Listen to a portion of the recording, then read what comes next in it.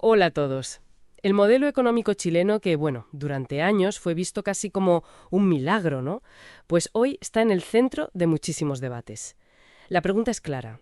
¿Sigue vivo ese capitalismo chileno que conocíamos? Vamos a intentar desgranarlo hoy. Exacto. Vamos a meternos a fondo, ¿eh? Viendo las distintas caras del asunto.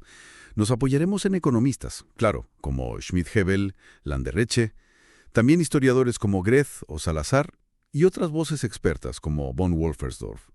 La idea es entender, bueno, primero, cómo definir este modelo, Sí, luego ver sus logros, que los tuvo, sí. pero sobre todo analizar esas críticas que han generado tanto descontento y, pues, estas demandas de cambio tan fuertes. Vale, pues empecemos por ahí, por la definición. Hay quien lo llama capitalista neoliberal con rostro humano. Eduardo Fuentes, creo. ¿Eso qué quiere decir exactamente? Pues básicamente se refiere a un sistema de libre mercado, muy abierto económicamente, pero digamos con ciertos parques. Ogret, por ejemplo, usa un término clave, Estado subsidiario. Ujú. Esto es importante. Se refiere a un Estado que, aunque viene de la dictadura, se afianzó en democracia. Y en vez de dar él mismo los servicios, salud, educación, pensiones, lo que hace es pasar dinero público a empresas privadas para que los gestionen. Entiendo. O sea, canaliza fondos públicos a gestores privados. Eso es. Y Grez es muy crítico con esto. Dice que gran parte del aumento del gasto público en democracia ha ido en realidad a subvencionar a estas empresas privadas. Ujú. Vale, vale. Entendido. Un modelo entonces con luces y sombras muy marcadas, porque los éxitos hay que reconocerlos, ¿no? Sí, sí, por supuesto. Chile creció muchísimo durante décadas. Redujo la pobreza de forma espectacular, mucho más que otros países de Latinoamérica. Recuerdo los análisis de Sebastián Edwards, ¿no?, sobre cómo Chile llegó a acercarse a Nueva Zelanda en algunos indicadores, aunque luego esa convergencia se frenó. Cierto, esos logros son innegables, vamos. Pero aquí entra la visión de Oscar Landerreche. Él señala que, más o menos en la última década, el modelo empezó a dar rendimientos decrecientes. Rendimientos decrecientes. Sí, o sea que el crecimiento se frenó, ya no se creaba tanto empleo de calidad, la productividad tampoco despegaba, y claro, en ese contexto, las críticas se vuelven mucho más duras. Claro, como esa idea de la privatización de los derechos sociales que decías de Grés, que cosas tan básicas como la salud o las pensiones se rijan por la lógica del mercado. Exactamente.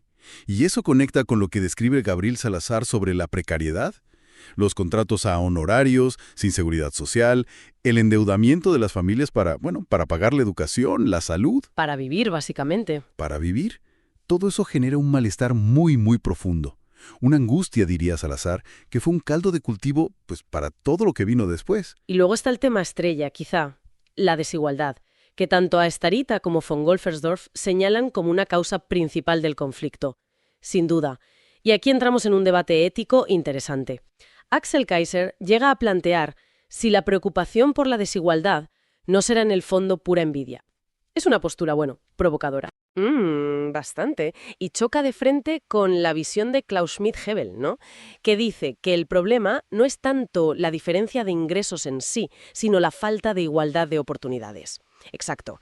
Schmidt-Hebel dice, si el talento se pierde porque alguien no pudo pagarse una buena educación o no tuvo acceso a salud, eso no es solo un problema moral, es que es ineficiente para la economía del país. Se pierde potencial. Tiene sentido. Y von Wolfersdorf le pone cifras a esto. Cita estudios como los de Credit Suisse que muestran una concentración del patrimonio altísima en Chile. Poquísima gente acumula una parte enorme de la riqueza. Eso nos lleva a preguntarnos por el papel del Estado, claro. Mariana Mazzucato, por ejemplo, sugiere que el Estado no solo debe corregir fallos de mercado, sino que puede ser mucho más proactivo. ¿Cómo? Pues creando mercados, dice ella, impulsando la innovación, atrayendo inversión a sectores nuevos, estratégicos. Interesante. Una visión que, bueno, choca un poco con la crítica de Grez a subvencionar lo privado, ¿no? Y aquí von Wolfersdorf mete otro concepto, la captura del Estado. La captura. Sí, se refiere a cómo ciertos grupos de interés, empresariales normalmente, pues influyen demasiado en las leyes, en las regulaciones, y a menudo lo hacen para protegerse de la competencia, dificultando reformas que serían necesarias para el bien común. Claro, eso lo conecta Manuel Riesco cuando diferencia entre capitalistas que producen, que crean valor, y los que llama rentistas. Exacto.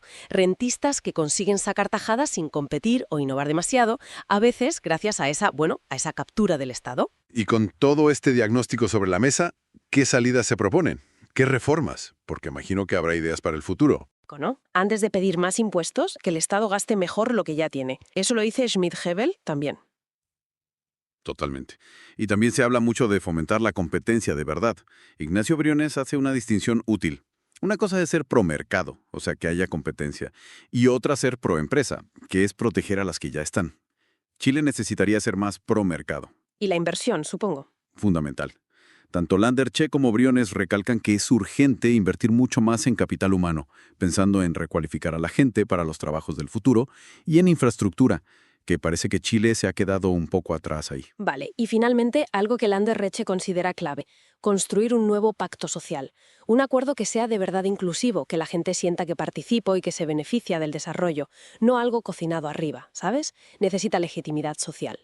Entonces, resumiendo un poco, tenemos un modelo con éxitos pasados claros, innegables, pero que hoy se enfrenta a unos desafíos enormes.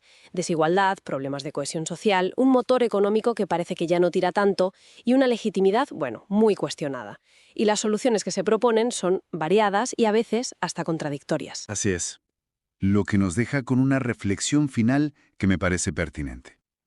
Hace ya muchas décadas, San Alberto Hurtado, en un libro llamado Moral Social, ya criticaba las injusticias que podía traer el capitalismo y hablaba de conectar la fe y la política para buscar activamente la justicia social.